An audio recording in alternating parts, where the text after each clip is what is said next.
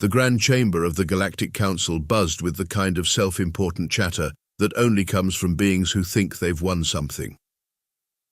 Ambassador Zixatal of the Zar'kax Empire stood at the central podium, his crystalline exoskeleton gleaming under the chamber's artificial lights as he prepared to announce his empire's surrender terms.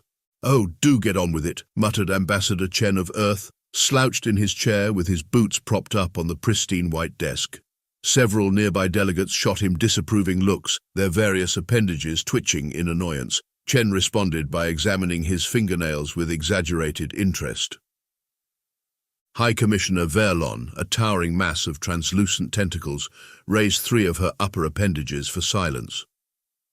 "We gather today to witness the formal surrender of the Zar'kax Empire and the end of this devastating conflict. Ambassador Zixatal, you may proceed." "The Zar'kax Empire," Zixatal began, his mandibles clicking in what passed for smugness among his kind, "recognizes the futility of continued resistance against the combined might of the Galactic Council. We offer our unconditional surrender with only the following reasonable provisions." Chen snorted loudly enough to draw glares from half the chamber. The human hadn't even bothered to wear his formal diplomatic attire, showing up instead in what appeared to be standard Earth military fatigues. "Is something amusing, Ambassador Chen?" Verlon's voice carried a warning tone. "Oh, absolutely everything about this is amusing," Chen replied, finally dropping his feet and leaning forward. "Particularly the part where our crystalline friend there thinks we're stupid enough to believe this surrender is genuine." Zixatal's mandibles clicked rapidly in what might have been nervousness. "I assure you, our surrender is quite genuine. We simply request autonomous control of our remaining military installations for security purposes. And—" "You mean the installations where you're manufacturing the quantum phase weaponry?" Chen interrupted, pulling up a holographic display from his wrist device. The chamber erupted in gasps as classified Zar'kax weapon schematics floated in the air. "This is outrageous!" Zixatal's crystalline form vibrated with rage. "How did you obtain these classified—" "Oh, that's the fun part," Chen grinned, standing up and walking toward the center of the chamber. "While you've been playing your little games of politics and false surrenders, humanity has been, well, let's just say we've been busy." The holographic display shifted to show footage that made even Verlon's tentacles curl in shock. Figures in advanced combat suits moving faster than should be possible, passing through solid walls as if they were mist, appearing and disappearing at will. Zar'kax security forces never even had a chance to raise their weapons. "What are they?" someone whispered. "That's classified," Chen replied cheerfully. "But I can tell you this, those facilities you thought were so well hidden. We've had teams inside them for months. Every secret, every weapon, every piece of tech you tried to keep from us, we know about all of it." "Impossible!" Zixatal's crystalline form was practically vibrating. "Our quantum shielding is impressive, sure," Chen shrugged, "but turns out humans have a few tricks up our sleeves that your sensors can't detect. Now, would you like to try that surrender again? The real one this time?" The chamber had fallen completely silent. Verlon's tentacles writhed in agitation as she processed the implications. "Ambassador Chen, are you suggesting that humanity has developed technology that can bypass—" "Oh, it's not just technology," Chen's grin widened. "See, that's where everyone keeps getting us wrong. You all think in terms of tech and weapons and shields, but humans, we think in terms of possibilities. And when we combine tech with what humans are naturally capable of—" He let the sentence hang meaningfully. Zixatal's mandibles had stopped clicking entirely, a sure sign of terror in his species. The footage continued playing, showing more impossible feats performed by the shadowy human figures. "So," Chen clapped his hands together, "about that surrender, I think we should start over, don't you? And this time, maybe leave out the part where you try to hide your weapons programs, because, trust me, we'll know if you're lying. We always know." The Grand Chamber of the Galactic Council remained silent, all eyes fixed on the human ambassador, who had just revealed that humanity's capabilities went far beyond anything they had imagined. And somewhere out there, invisible and untraceable, humanity's most elite soldiers continued their watch, ready to ensure that this time the peace would be real. Commissioner Verlon finally found her voice. "I believe we should take a brief recess to discuss these developments." "Take all the time you need," Chen said, heading for the door. "We'll be watching. We're always watching." 10 years earlier, Project Nexus facility, location classified. The underground facility hummed with the sound of advanced machinery and medical equipment. Dr. Elena Rodriguez stood before the assembled military brass, her presentation displaying the culmination of decades of research. Project Nexus began with a simple question, she explained, gesturing to the data streams behind her. What if we could unlock the full potential of the human mind and body, not through crude genetic manipulation or cybernetic enhancement, but by awakening abilities that already exist within our DNA? General Marcus Hayes leaned forward, his weathered face illuminated by the holographic displays. You're talking about the documented cases of humans performing impossible feats under extreme stress. Precisely. Rodriguez pulled up footage of historical incidents. A mother lifting a car to save her child, monks maintaining impossible body temperatures through meditation, people sensing danger before it happens. These aren't anomalies, they're glimpses of what humans are truly capable of. Commander Rex Blackwood watched from the back of the room, his scarred face impassive. He'd been selected to lead the first team of Nexus operators, assuming the program proved viable. His own service record included 3 impossible survival situations that had caught the attention of Project Nexus. The breakthrough came when we discovered the quantum nature of human consciousness, Rodriguez continued. Our minds don't just exist in normal space-time, they interact with quantum fields in ways we're only beginning to understand. By training soldiers to consciously access these quantum states, we can achieve what appears to be supernatural abilities. The first training cohort consisted of 50 volunteers, all decorated special operations veterans. Only 10 would survive the grueling 18-month program. Not because it was lethal, but because only 1 in 5 humans possessed the rare neurological markers necessary to fully activate their quantum potential. Commander Blackwood's team emerged as the elite of the elite. Lieutenant Raven Ghost Mitchell could phase through solid matter by shifting her quantum state. Sergeant Marcus Echo Torres developed precognitive combat awareness, able to react to threats before they manifested. Corporal David Cypher Jang could process information at superhuman speeds, hacking alien systems through direct neural interface. Their training pushed the boundaries of human capability. Meditation chambers filled with quantum resonance crystals helped them access deeper states of consciousness. Combat simulations against impossible odds forced them to transcend normal human limitations. Specialized diets and exercises enhanced their body's natural ability to channel quantum energy. Your standard issue gear has been quantum-tuned to your specific resonance frequencies, the project's head engineer explained during equipment trials. The suits will amplify your abilities while providing stealth capabilities beyond anything in known space. No radar, no energy signature, no visual profile, unless you want to be seen. But the most remarkable developments were psychological. As the team learned to access quantum states, they discovered they could share consciousness during operations. They moved with perfect coordination, experiencing combat through multiple perspectives simultaneously. Their enhanced minds processed battlefield information as a single unified awareness. The quantum entanglement of consciousness explains why humans have always been more effective fighting in units than as individuals, Rodriguez explained. We've just learned to actively control what was previously an unconscious process. Commander Blackwood's first live combat test came 6 months after training completed. A Zar'kax raid on a civilian research station provided the perfect opportunity to field test their capabilities. The 4-person team neutralized 30 elite Zar'kax warriors without firing a single conventional shot. Security footage showed only blurs and shadows as the Nexus operators seemed to appear and disappear at will, striking with perfect efficiency. Your team's performance exceeded our highest projections, General Hayes told Blackwood afterward. But more importantly, you've proved that humanity's greatest weapon isn't our technology, it's our potential for adaptation and growth. Back in the present, Commander Blackwood stood in the shadows of the Galactic Council chamber, invisible to all sensors, watching Ambassador Chen reveal a carefully curated glimpse of their capabilities. The Zar'kax weren't the only ones who would soon learn that humanity's evolution had taken an unexpected turn.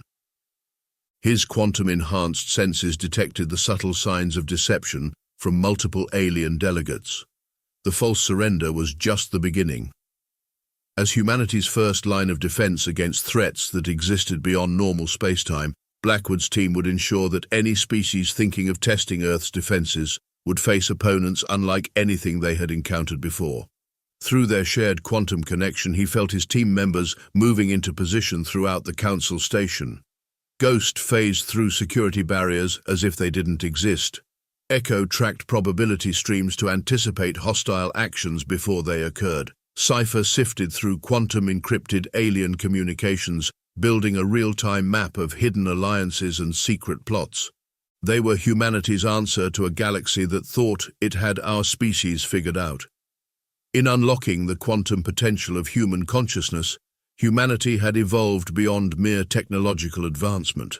They had become something new, soldiers who could transcend the normal laws of physics through the power of trained human consciousness. The galaxy was about to learn that underestimating humanity's capacity for evolution was a dangerous mistake.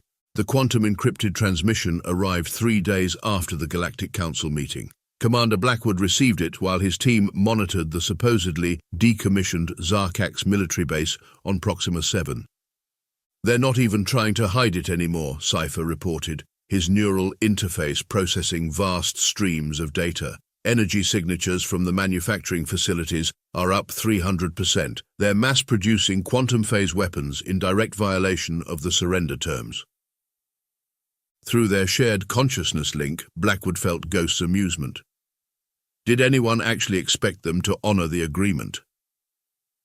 "The Council did," Echo responded, his precognitive awareness scanning potential futures. "But something's different. The probability streams are showing unusual patterns. They want us to know they're breaking the terms." Blackwood processed this information through his enhanced neural pathways. The Zar'kax were many things, but they weren't usually this obvious. Unless... "It's a trap," he concluded. "They're hoping to draw us out, test our capabilities." "Confirmed," Cypher interjected. "Just decoded their command protocols. They've installed new quantum detection grids. Think they can track our phase shifting?" Ghost's laughter echoed through their shared consciousness. "Want to show them how wrong they are?" Blackwood gave the mental command that activated their quantum resonance combat suits. The advanced technology merged with their consciousness, becoming an extension of their enhanced abilities. "Remember, minimal engagement. We're here to send a message, not start a war." The team moved like shadows through quantum space, their trained minds allowing them to exist partially outside normal reality. Ghost took point, her consciousness spread across multiple quantum states as she scouted ahead.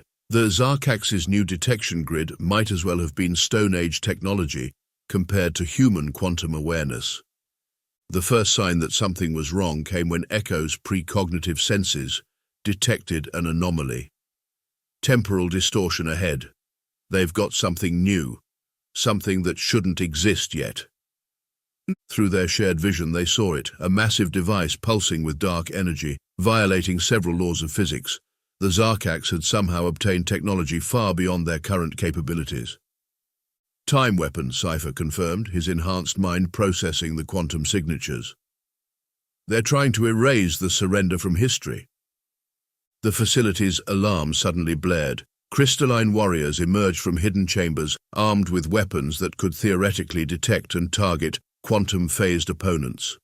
They were about to learn the difference between theory and practice. Ghost struck first, shifting between quantum states faster than the alien sensors could track. From the Zar'kax perspective, it must have seemed like they were fighting a ghost, which was precisely how she'd earned her call sign. Warriors fired at afterimages while she systematically disabled their weapons. Echo moved next, his precognitive combat awareness allowing him to flow through the battlefield like water. Every shot fired at him hit empty space. He had moved before the trigger was even pulled. His quantum-enhanced strikes found weak points in crystalline bodies before they formed. Cypher launched a multidimensional cyber assault, his consciousness interfacing directly with the facility's quantum networks. Security systems turned against their masters, weapon systems locked down. The advanced AI defenses met something they had never encountered, a human mind operating at quantum speeds. Blackwood coordinated it all through their shared quantum connection, his enhanced consciousness processing multiple streams of battle awareness simultaneously. The Zar'kax had prepared for enhanced humans. They hadn't prepared for humans who could transcend normal spacetime.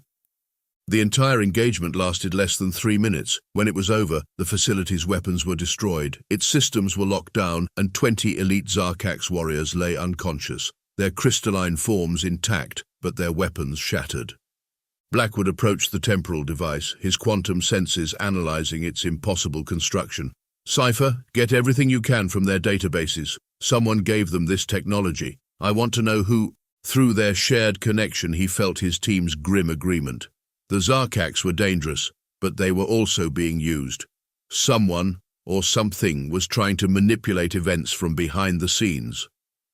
As they prepared to extract, Blackwood left a message burned into the facility's central crystal, a warning in quantum-encoded fire that only the Zar'kax could read. "Next time, we won't be so gentle."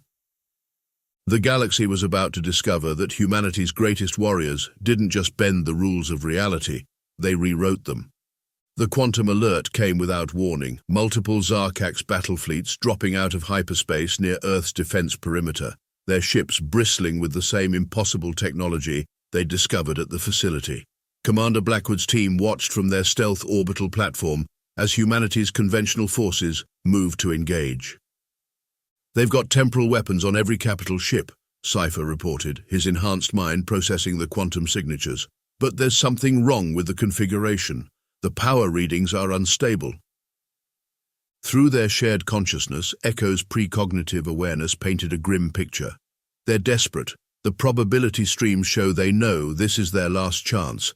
They'll risk everything, including their own destruction. "Then we'll give them exactly what they're asking for," Blackwood decided, activating the quantum resonance combat protocols. "Ghost, you're on infiltration. Echo, prediction matrix at full capacity. Cypher, start the quantum virus upload. Time to show them what happens when you force humanity to take the gloves off."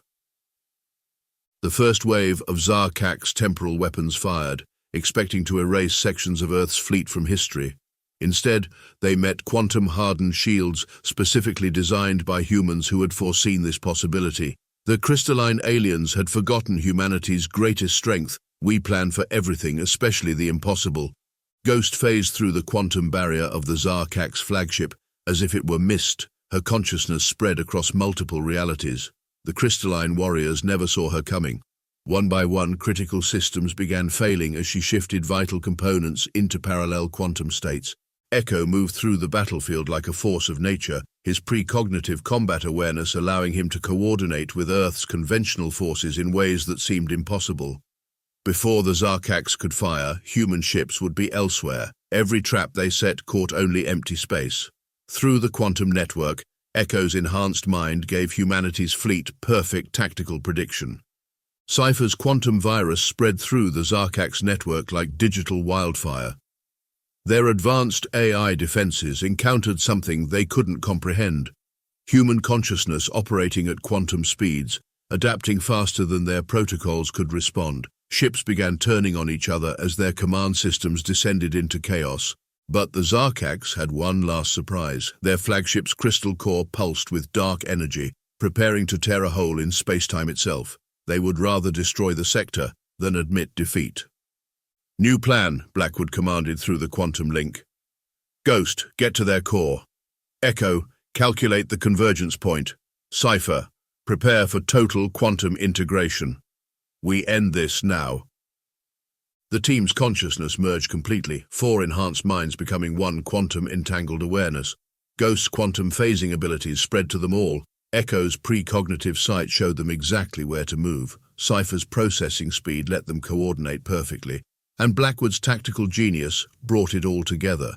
They moved as one entity through quantum space, passing through solid matter, existing in multiple states simultaneously. The Zar'kax weapons couldn't target them. By the time the crystals detected their presence, they already existed somewhere else. The crystalline warriors of the flagship's core guard never stood a chance. How do you fight an enemy that can be everywhere and nowhere, that knows your moves before you make them, that can turn your own weapons against you with a thought? The answer, you don't. But disabling the dark energy device required something unprecedented. The team linked their quantum-enhanced consciousness directly into the crystal core, using their combined awareness to stabilize the temporal reaction. The pain was extraordinary. Even their enhanced minds weren't meant to contain that much quantum information. Through sheer human stubbornness, they held on. The dark energy began to fade as they forced the quantum reactions into stable patterns. The Zar'kax flagship systems went dark, their impossible weapons reduced to inert crystal. Without their flagship's coordination, the rest of the fleet fell quickly to Earth's conventional forces. The battle that was supposed to erase humanity instead demonstrated why you should never back humans into a corner. When it was over, Blackwood's team stood in the flagship's core chamber, their quantum resonance suits adjusting to normal space-time. The Zar'kax commander, his crystalline form cracked with stress, looked at them with something approaching awe. "What are you?" he asked. "We're human," Blackwood replied simply. "You tried to break the laws of physics to defeat us. We just learned to work with them instead." The quantum alert faded, and with it, humanity's first full demonstration of its new capabilities. The galaxy would soon learn the truth. Humanity hadn't just developed new technology or tactics. They had evolved into something more, unlocking potential that had always existed within their quantum consciousness. The war was truly over now, not because of surrender terms or political agreements, but because humanity had proven that they could face any impossible weapon and adapt. Any attempt to erase them from history would only make them stronger. Through their shared quantum connection, Blackwood's team felt the echoes of future possibilities. This was just the beginning. Humanity's evolution had taken its first steps into a much larger quantum reality. Deep within the crystal spires of the Zar'kax Central Command, Commander Blackwood's team made their final approach. The quantum signatures were unmistakable now, the source of the impossible technology, the true architects of this near-catastrophic war. "Multiple temporal anomalies ahead," Echo reported through their shared consciousness. "They're desperate. Probability streams show they're trying to collapse all potential futures into one where they succeed." Ghost's quantum-shifted awareness detected movement in the walls themselves. The crystals are alive. The whole command center is one giant quantum computer. "Because it's not Zar'kax technology at all," Cypher confirmed, his enhanced mind processing vast streams of quantum data. "They've been puppets. The crystal consciousness has been manipulating them, using them to test humanity's defenses." The truth crashed through their shared awareness like a thunderbolt. The Zar'kax weren't the real enemy. They were tools being used by something far older and more dangerous. An ancient crystal intelligence that had seen humanity's potential for quantum evolution as a threat.